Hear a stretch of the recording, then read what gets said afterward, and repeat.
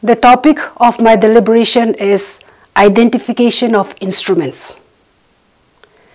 Like any other sciences, the acquisition of knowledge in the subject anthropology too involves not just the theoretical aspects alone, but it involves equally in the actual field using certain standardized techniques with the help of the different types of apparatus, instruments, etc., which is commonly known as practical. The methodology also varies depending on the nature of the practicals. Physical anthropology, one of the branches of anthropology, focuses its main attention on the study of human evolution and human variation. For understanding human evolution and establishment of human variation, certain biological traits are studied in different ways. For example, certain traits are observed, some are measured, others are chemically tested, and so on, following certain well-defined procedures. Anthropometry, as defined by Joan Comas, is the systematic techniques for measuring and taking observation on man. His skeleton, the skull, the limbs, trunk, etc., as well as the organs, by the most reliable means and scientific methods. It deals with the techniques for measuring different parts of the human skeleton. In short, it is the art of system of measuring the human body and its parts. Anthropometry can be subdivided into osteometry, that is measurement of skeleton, somatometry, that is measurement of the living body or the cadaver. Anthropometry, which basically deals with systematic techniques of taking measurements both on the living and the skeleton, requires the help of certain instruments. The measurements are of different kinds like linear, girth, skin fold, weight, dimensional measurements, etc. Most of the measurements are taken from one landmark to another, so it is very necessary to know the exact landmark of each measurement. There are different procedures for taking various anthropometric measurements. While taking paired measurements on the living, generally the left side is recommended as it is less likely to be affected by various factors, for example, occupational deformity and change due to extra work. Further, all measurements have to be recorded following certain standardized techniques such as making the subject sit straight or stand erect against a wall, allowing the head to rest on the eye ear or the Frankfurt horizontal plane. In order to take the various measurements, different instruments such as sliding caliper, spreading caliper, anthropometer and rod compass, weighing machine, measuring tape, Harpenden caliper, etc. are employed. Diversity. As it has been a handmaid to various branches of studies, a great diversity of measurement is seen. By anthropological system of anthropometry, those measuring measurements are meant which are seen to be of greater general interest. As a matter of fact, in the system of diversity, anthropometry reigned supreme until recent times, as it is inconceivable how much valuable words must have been lost due to lack of an agreed system of comparison of values obtained. The diversity depends on different factors such as application of instruments, method, purpose, etc. However, the system has no limit and is most likely that it is subject to change in accordance with advancement in knowledge. Utility. The important purpose of anthropometric measurements is to throw light on the problems of racial biology and racial composition. There are other purposes such as industrial purpose, regulation of art, military selection, selection of sports person, medical, surgical and dental purposes, detection of bodily defects and their correction, criminal and other identifications, eugenic purpose, scientific purpose, etc. Values. The values of anthropometric measurements in anthropology are of three kinds: reconstructional, evolutionary, and for racial classification and identification of races. Accuracy. Although absolute precision should be the goal in taking anthropometric measurements, yet that is not always attainable, as various kinds of error very often creep in. Errors can be of the following types: instrumental error, personal error, parallax error, observational error. Personal errors may be allowed to a certain extent. However, earnest attempt must be made to eliminate these factors to get the measurement as correct as possible. Spreading caliper of Martin. This instrument consists of two long arms, the upper half of which are curved outwards and bounded at one end.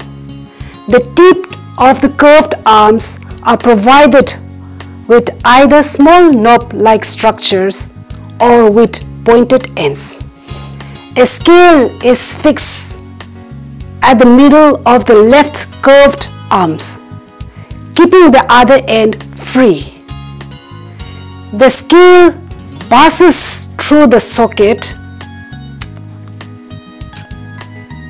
fixed on the other arm. A screw at the back side of the metal piece controls the movement of the two arms and graduated scale of the instrument. The scale is graduated proportionately to the distance between the two free ends of the curved arms. Spreading calipers are made in two sizes, one of 25 cm for taking smaller measurements and another of 60 cm for taking measurements on pelvis, which is otherwise known as pelvimeter.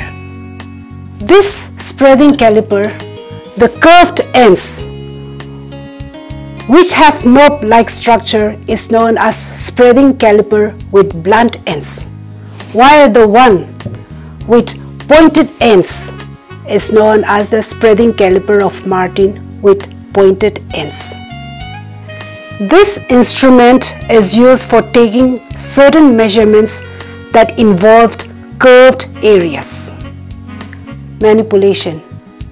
While taking measurements, the two arms of the instrument should be held in such a manner that the curved arms remained between the middle finger below and the thumb above, while the index finger touched the knob of the arms. With the index finger pad supporting the tips of the caliper, it is brought to touch the landmark from where the readings are to be recorded. Precaution. Undue pressure should not be applied while taking the measurements. Utility. The instrument with blunt ends is used for taking measurement on the living, while the instrument having sharp pointed end is used on the non-living. Measurements such as maximum head length, maximum head breadth, least frontal breadth, biauricular breadth, bimestodal breadth, breadth of bizygomatic arch, maximum intermalar breadth, bigonal breadth, etc. are measured with the help of the spreading caliper with blunt ends on the leaving.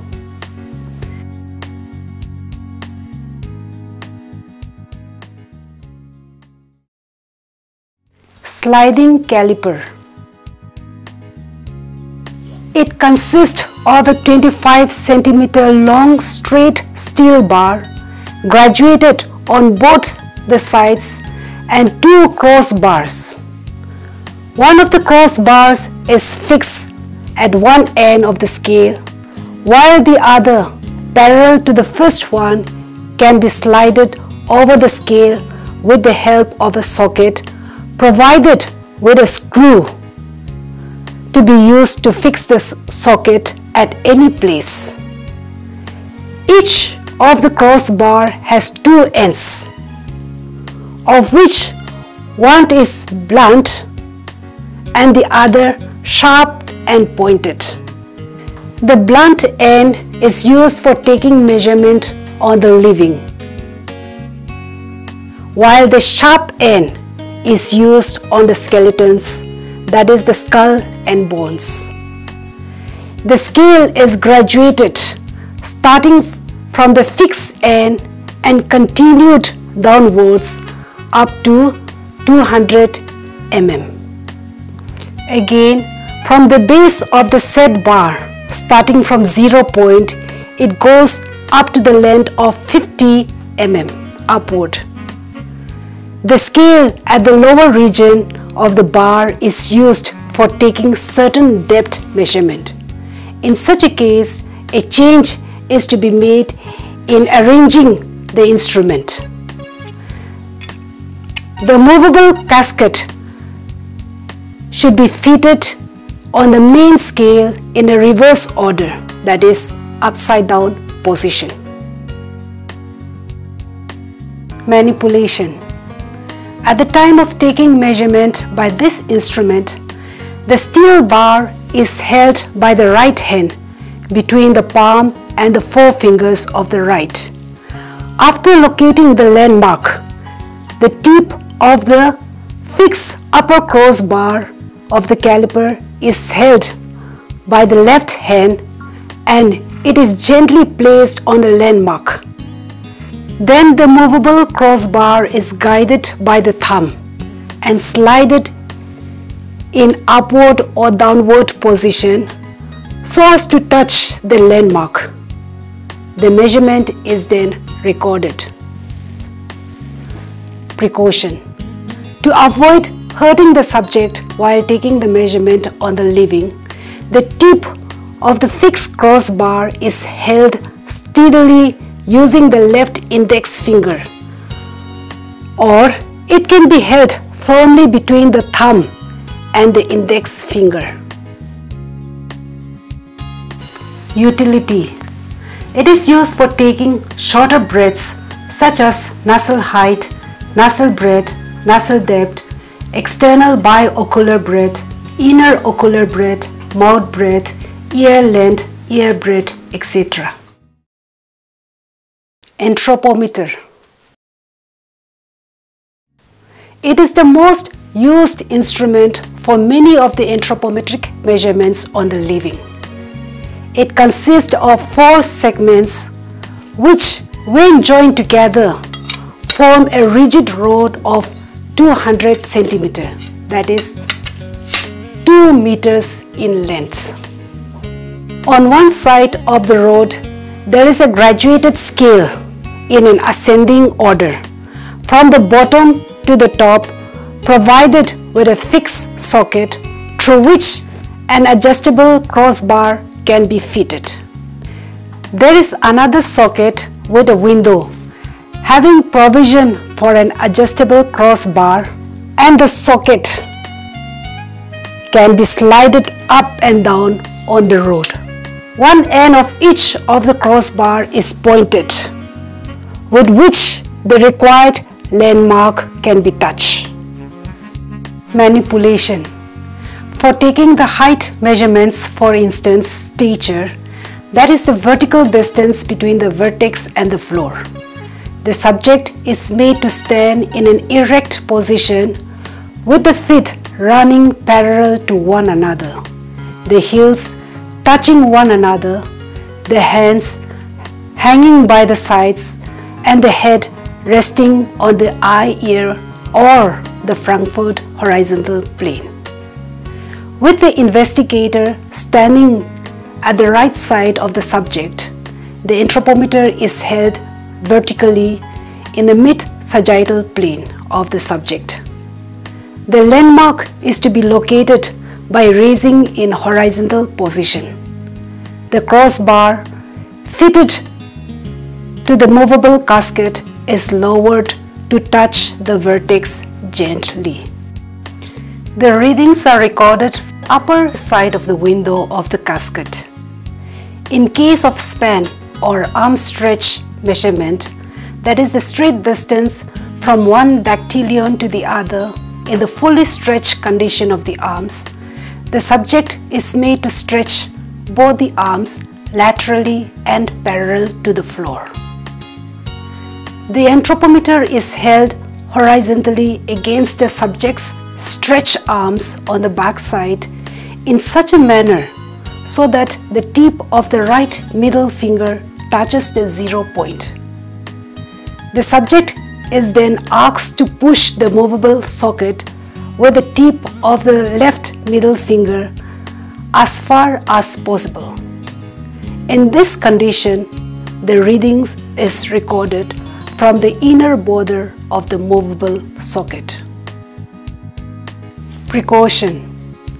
When taking height measurements such as vertex or stature, height tragus, height acromion, etc., the subject should be made to remove his or her shoes before standing against the wall. In case of female subjects, while taking height vertex, the hair at the back of the head should be let down. Heels and buttocks should touch the wall and the head held in eye-ear plane. Note that the anthropometer is in vertical position, the crossbar fitted to the movable socket, which otherwise should touch the vertex gently. Utility. The main purpose of the anthropometer is to take height measurements as well as transverse breadth of the body. Rod compass. The rod compass is not a separate instrument but a part of the anthropometer. It is the upper segment of the anthropometer along with a movable socket and the two crossbars, which is known as the rod compass. It has a descending scale, the 0 point of which begins at the lower end of the fixed socket. Manipulation. For measuring certain horizontal length like biacromial or shoulder breadth, that is a straight distance between the two acromion points, the investigator stands behind the subject holding the rod compass. The two acromion points are located by palpating with the help of the first finger. The main rod of the instrument is then held between the palm and forefingers, holding the fixed socket by the left hand, while the right thumb is used for moving the socket up and down. The two ends of the crossbars, having adjusted to the same length, are placed against the landmarks. The measurement is noted down at the inner end of the movable socket. Precaution. Undue pressure should not be exerted on any of the landmarks while taking the reading on the living, except for a few specific measurements such as bicrystal breadth, spinal breadth, hip breadth, where a slight pressure is required to get the accurate reading. Utility. The rod compass is used for taking longer breadth measurements, which cannot be covered by the sliding caliper by adjusting the crossbar as per the requirement. Conclusion. The principal focus of physical anthropology is to know man in depth with regard to his evolutionary trends as well as human variations that has come about in due course of millions of years. This could be achieved through the application of anthropometric measurements. For this, certain standardized instruments have been designed and are being employed for taking measurements of various natures on different parts of the body, both of the living and the dead, that is the skeletal remains. These measurements are then meaningfully interpreted.